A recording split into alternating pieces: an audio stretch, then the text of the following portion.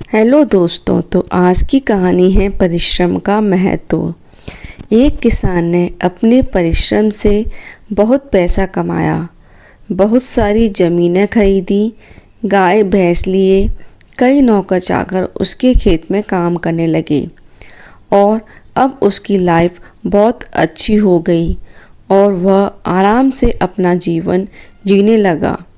कुछ समय बाद उस किसान की मृत्यु हो गई। अब सारी जिम्मेदारी उसके बेटे पर आ गई, पर उसका बेटा बहुत आलसी था।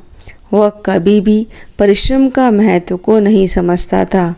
वह बस यही सोचता कि पिताजी ने तो सब बना ही दिया है। नौकर खेतों में काम करते हैं, अनाज घर पहुंच जाता है, मुझे क्या ज़रूरत काम करने की। काफ़ी समय तक ऐसा चलता रहा। फिर धीरे धीरे उसे नुकसान होने लगा। खेतों से कम अनाज आने लगा। गाय भैंसों के दूध से भी उसे मुनाफा नहीं होता। अब वो लड़का थोड़ा परेशान होने लगा कि ऐसा ही चलता रहा तो कुछ समय बाद तो खाने पीने की भी दिक्कत होने लगेगी। एक दिन उस लड़के के घर उसके पिताजी के दोस्त आए। उन्हें पहले से ही पता था लड़के के बारे में कि ये बहुत आलसी है।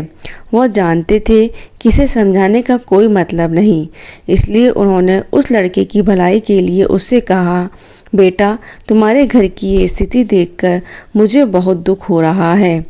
जब तुम्हारे पिताजी थे तो सब बहुत अच्छा चलता था, पर अब ये सब देखकर मुझे ऐसा लग रहा है कि मैं उपाय तुम्हें भी बताऊं, जो मैंने तुम्हारे पिताजी को बताया था, जिसकी वजह से तुम्हारे पिताजी इतने अमीर बन गए थे। लड़का बहुत खुश हुआ।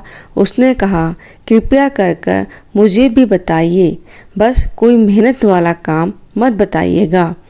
उस सज्जन ने कहा, नहीं बेटा, इसमें कोई मेहनत का काम नहीं, तुम्हें तो बस सफ़ेद हंस के दर्शन करने हैं।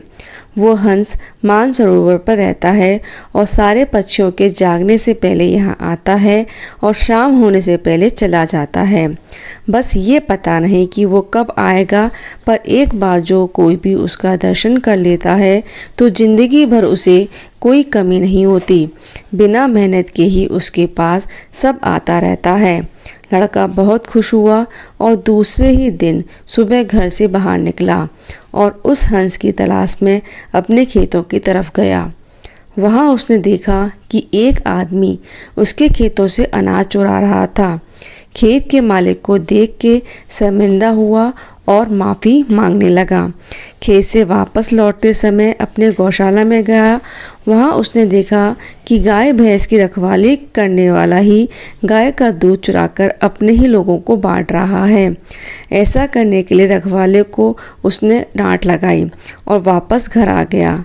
नाश्ता करने के बाद तुरंत वो हंस के दर्शन के लिए खेतों में चला गया। वहाँ पहुँच के उसने देखा इतना समय हो गया पर खेतों पे अभी तक मजदूर नहीं आए। जब मजदूर आए तो उन्हें भी डांट लगाई।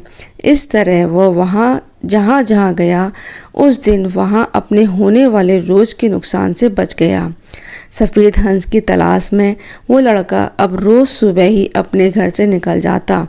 उसके डर से उसके मजदूर समय पर काम पर आने लगे और पूरे मन से काम पर करने लगे। उसके खेतों से और दूध की चोरी भी बंद हो गई।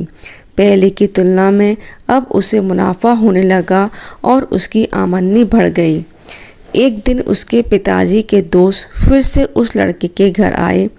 उन्हें देख के लड़के ने बोला कि सफ़ेद हंस तो अभी तक नहीं दिखा मुझे, पर उसकी खोज में ही मैं जब से लगा हूँ तब से ही मुझे बहुत लाभ होने लगा है। पता नहीं वो जिस दिन दिख जाएगा उस दिन क्या होगा। उसके पिताजी के दोस्त हंसने लगे और बोले, तुम अभी तक नहीं समझे, परिश्रम करना ही वह सफ़ेद हंस है। परिश्रम का फल हमेशा उजाले की तरफ होता है। जो परिश्रम करना बंद करके अपना काम नौकरों पर छोड़ देता है उसे हमेशा नुकसान का सामना करना पड़ता है, और जो खुद परिश्रम करके अपने तथा अपने लोगों की देखभाल करता है वही संपत्ति और लोगों से सम्मान पाता है। अगर आपको कहानी अच्छी लगी हो तो लाइक शेयर करना ना भूलें।